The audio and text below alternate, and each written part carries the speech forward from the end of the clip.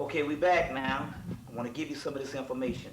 The information can be documented if you want to buy some of this particular information, talking about this subordinate creator who is not the original God. You need to get Bentley Layton's Gnostic scriptures, which was dug up in 1945 in Egypt, which predates Christianity. And in so many words, the Christians stole another person's religion and then tried to kill them off. Up in 1945, these particular Gnostic scriptures was dug up again. So you can find out about this in Bentley Layton's Gnostic scriptures. Also, I have my book, Titan 1 and Titan 2. That deals with these. I'll give you a copy. Okay. That deals with these, Titan 1 and Titan 2. And it also has the actual manuscripts. The Titan 2 is called Gnostic Mythology, and it has these Gnostic documents that was dug up in 1944, which was the story of Adalabroth that I was just telling you about. Now it quotes in this particular book, and I'll show you a quote. It talks about this. This particular entity broke away from the heavens. Because he didn't bother to look up to see that there was gods before him, he just thought that he was the God of the universe. And Adalabroth, which is also called Yahweh, says, was boastful and arrogant and exclaimed, I am the Father and the God, and beyond me there is none other.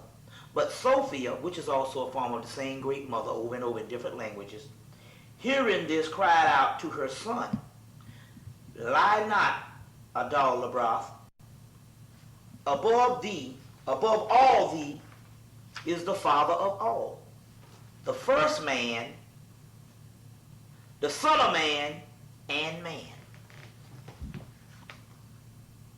Now in the Greek mythology, before Zeus comes into being,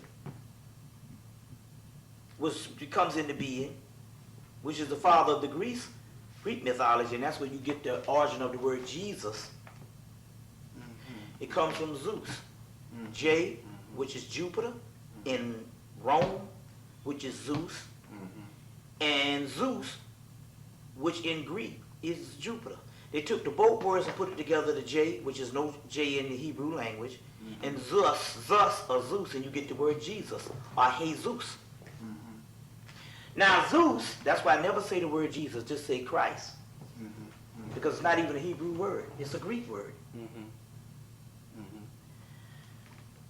Zeus, before Zeus ruled, the Titans ruled. And the Titans were the gods of the universe. Zeus comes into being in so many words and burns up the Titans in a long war, and then take the dust from the Titans and make man out of the dust. So in the first of this book, they say that in actuality, in Titan 1, they say we need to go beyond the Olympian pantheon to the gods who they overthrew, which were their parents. So we are the parents of the ruling entities in heaven. But even in your Bible, it says this hell and this heaven will pass away. If everybody's trying to get to heaven, why is it in the Bible tells you that the heaven going to pass away? The hell you trying to get to a damn place and ain't going to be there when you get there? They say that the kingdom is going to be on earth. And we are the ones that's supposed to establish the kingdom. No. But, okay. But I just want to say this one last part. So Zeus overthrows the Titans, and the Titans are and when he overthrows them, he burns them up, and the dust from the Titans was used to create man. And we are the dust from the Titans. That's the Greek mythology. That's the Greek mythology. Okay. Now, in trying to deal with the African origins of Christianity, and looking at the way the Europeans changed much of the concepts of the structure that was out of the Egyptian worldview of the religious system. And especially when we talk about the Nicene Council and all that. Can you explain to us how what we call Christianity evolved, and the difference that it had as a Coptic Christian Yeah. And then a European Christian. Okay, and the how Coptic Europeans Christian, then used the it. Coptic Christianity. Yeah. The story with Abdallah I told you, the subordinate deity, that's coming from Coptic Christianity. When they dug these texts up, the Gnostic texts, they were translated from Coptic. In so many words you had, and I'm going to give you the whole story on how this thing went down. Uh-huh. In so many words, originally you had a group of people who were the original Coptic Gnostics out of Alexandria, Egypt, Okay. which had been there since the beginning of Egypt, but they were called Typhonians then, and they're going through a series of things. And so basically Coptic just means later day Egyptian. Okay. They had their cult all the way up into, and when I say cult, I'm not talking about in a negative thing, we're talking about a civilization all the way up into Rome. Now, Rome at the time. One thing before you get to Rome.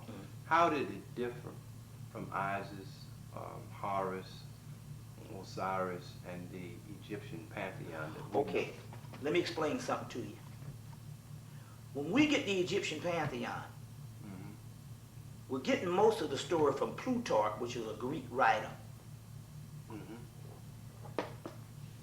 When we look in the Book of the Dead and we look into most of the Egyptian things, you got to understand when you look at the large monuments in Egypt, most of those things are written in ritual. So we don't get the true